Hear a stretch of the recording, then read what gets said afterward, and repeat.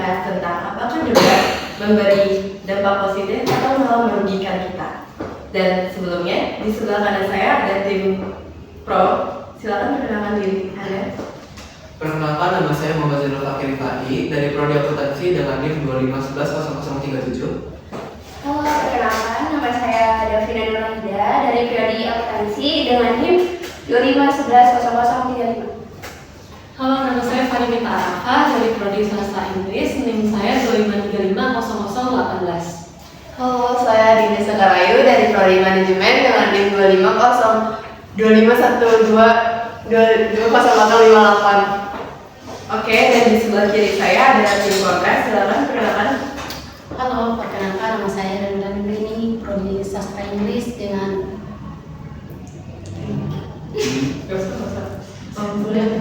NIM 2535009. Halo, perkenalkan nama saya Muhammad Faisal dari Prodi Manajemen dengan NIM 25120013. Halo semua, perkenalkan nama saya Adrian Hidayat dari Prodi Manajemen dengan NIM 25120033. Baik, itu dia dari tim pro dan kontra kita hari ini. Mari kita saksikan perdebatan hari ini. Mari kita mulai dari tim pro. Dan dari saya, setahu pengetahuan saya, tahu pendapat saya, FOMO ini tidak memakan sisi negatif, walau orang-orang menyebutkan FOMO itu adalah hal-hal yang negatif dan membuat sisi psikologi kita menjadi tidak beraturan. Itu hanya pendapat dari saya. Baik, apakah tim kontra memiliki pendapat sendiri? Komuter itu sendiri adalah singkatan dari fear or missing out, yang berarti rasa takut atau cemas ketinggalan momen atau tren atau aktivitas penting, terutama ketika melihat kehidupan orang lain di media sosial. Jadi itu jelas negatif ya.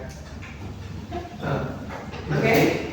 Menurut saya, sisi FOMO itu memiliki dua sisi, antara sisi positif dan sisi negatif. Di sisi negatifnya mungkin terganggu psikologinya untuk ya ikut-ikutan seperti orang-orang lain. Nah, tapi sisi positifnya adalah, misal kita ambil contoh tempat-tempat yang mungkin lagi tren akhir-akhir ini, ambil aja kafe.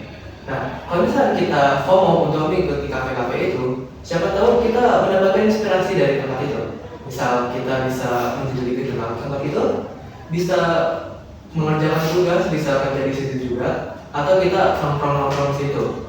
Dan lagi pula, FOMO juga bisa memajukan UMKM, seperti warung-warung yang sekarang di tenar kan. Misal seperti warkop yang di samping rel kereta api, itu adalah UMKM. Jadi dengan acara FOMO ini, siapa tahu kita bisa memajukan UMKM. Gitu menurut saya. Oke, maksudnya itu dari tim pro itu mungkin sebagian besar ada mungkin hidden gem gitu dan kita membantu UMKM-nya. Oke, mungkin ada dari tim kontra untuk membalas. Menurut saya, kamu itu lebih banyak merugikan karena dapat menimbulkan kecemasan dan stres. Terlalu sering melihat kehidupan orang lain di media sosial dapat membuat seorang merasa kalau hidupnya itu kurang, padahal dia tidak tahu kalau yang diposting itu cuma habitnya aja. Oke, apakah ada penjelasan dari tim pro? Yang lain silakan. Oke. Tadi kan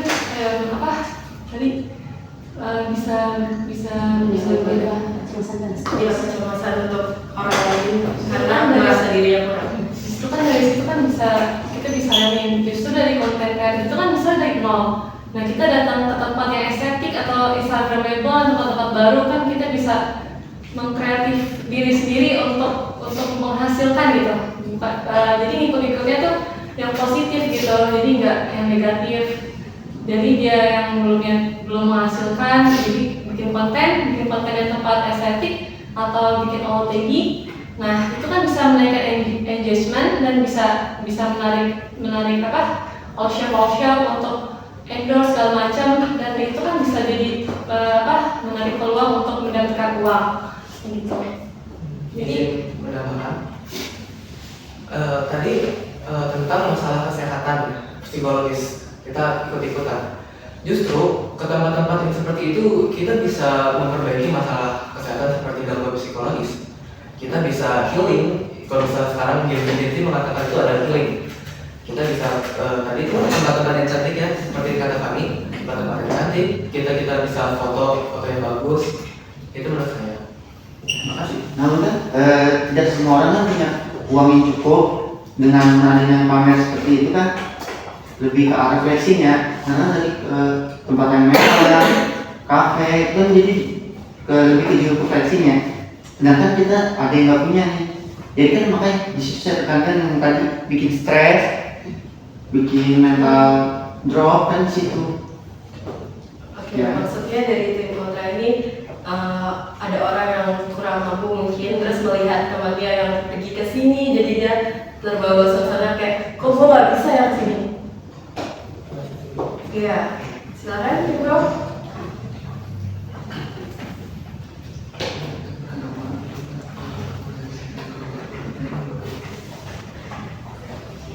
Apa ada penyesalan? Izin menyangkal. Oke. Itu tergantung dari orangnya masing-masing ya, tergantung dari diri orang masing-masing. Jadi percuma kalau misalkan ada tempat seperti itu, tapi kita terbawa stres gara-gara kita terlalu mementingkan gua harus kesini nih. Nah itu tidak akan terjadi. Kalau misalkan orang itu mikir, misal dari segi ekonominya, apalagi itu tempat-tempat yang sangat bagus. Jadi semua orang tuh harus menyetarakan dengan ekonominya. Jangan mentang-mentang itu tempat bagus dengan ekonomi kita yang sedang menurun, kita juga harus ikut-ikutan. Jadi seperti itu. Untuk tim kontra, ada penyesalan atau memberi gitu? Oke, silakan. Menurut saya, menurut saya, kok membuat orang fokus pada apa yang tidak dimiliki, bukan apa yang dimiliki.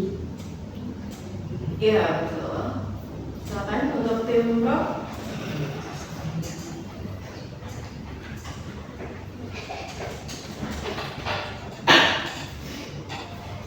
Apakah kalian mengerti dari tim kontra bicarakan?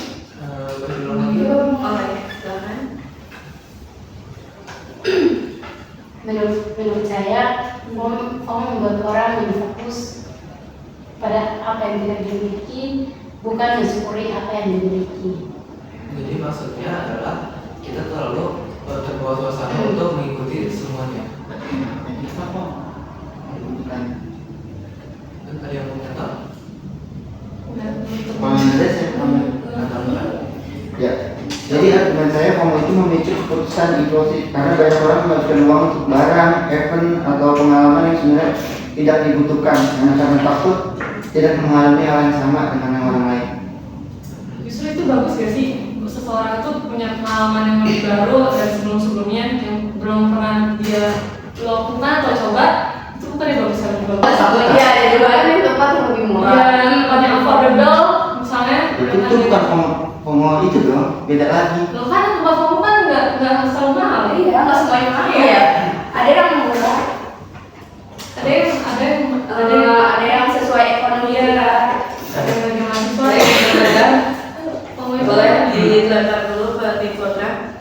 Kalau menurut saya tempat-tempat begitu kadang kalau di kos itu kan orang jadi kan berpikir ekspektasi tinggi tentang tempatnya. Sedangkan ketika orangnya datang, orang akan merasa ini tempat biasa aja. Kenapa sih orang FOMO begini dan akan memberikan review buruk kepada tempat yang dikunjungi yang hanya FOMO. Baik. Tim Bro, apakah bisa dijangkau atau Saya menyangkal. Itu tergantung dengan pemikiran orang masing-masing ya. Ada kita tidak bisa menyebutkan semua orang tuh pasti akan berprasangka jelek dalam suatu tempat. Pasti ada juga yang merasa tempat ini fine aja, aman. Tapi ada juga yang mengatakan tempat itu tuh jelek atau kurang buruk. Pokoknya yang benar-benar review rendah. Nah gitu. Mungkin orang yang melihat pertama itu juga akan melihat akan berekspektasi tinggi tentang tempatnya itu karena orang review tempat itu bagus, sangat bagus bahkan orang bilang begitu. Sedangkan saat dia datang tempatnya jadi jelek. mungkin kurangnya review jujur dan terlalu banyak yang datang jadi kualitasnya menurun. Ya. Untuk tim pro atau ada kesimpulan lain? Ingin menyangkal? Berarti itu penggunanya review jujur. Sedangkan orang yang begitu terbaik itu karena hanya sekedar pilih kepada orangnya juga, karena orang itu mau juga. Pasti nggak mungkin dong orang tahu tempat itu tanpa lihat orang lain, tanpa tahu dari orang lain tempatnya. Jadi menyangkal, itulah sebabnya ada yang namanya review jujur. Semua itu tidak seperti yang saya sebutkan tadi, semua orang punya pemikiran masing-masing. Ada orang yang berpikiran tempat ini bagus, jadi mereka ngomong, oh ini reviewnya memang bagus. Tapi pasti ada juga beberapa yang menyangkal kalau itu tempatnya jelek. Tapi karena itu tempatnya lagi trending, mungkin yang dinaikkan adalah rating yang bagus-bagus. Gitu. Menurut saya kita bisa lanjutkan performa. Motivasi yang sehat datang dari diri sendiri, bukan tekanan sosial.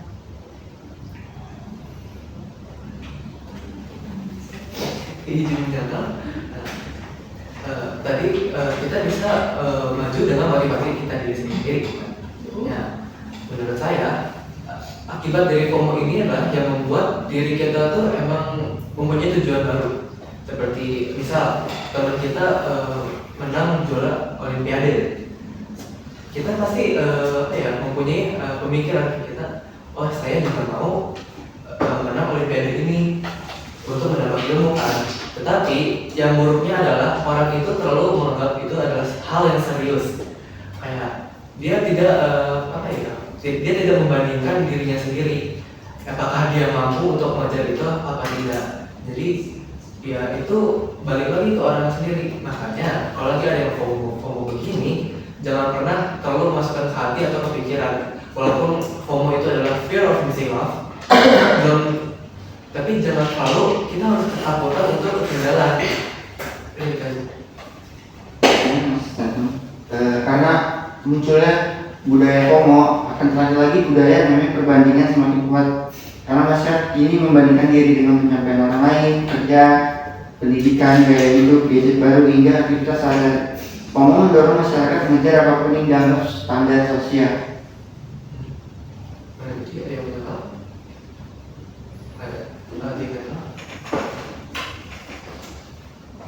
Jadi kalian tidak ada yang menyangkal lagi? Tidak ada. Mungkin ada. No kontra atau mau ditambahkan?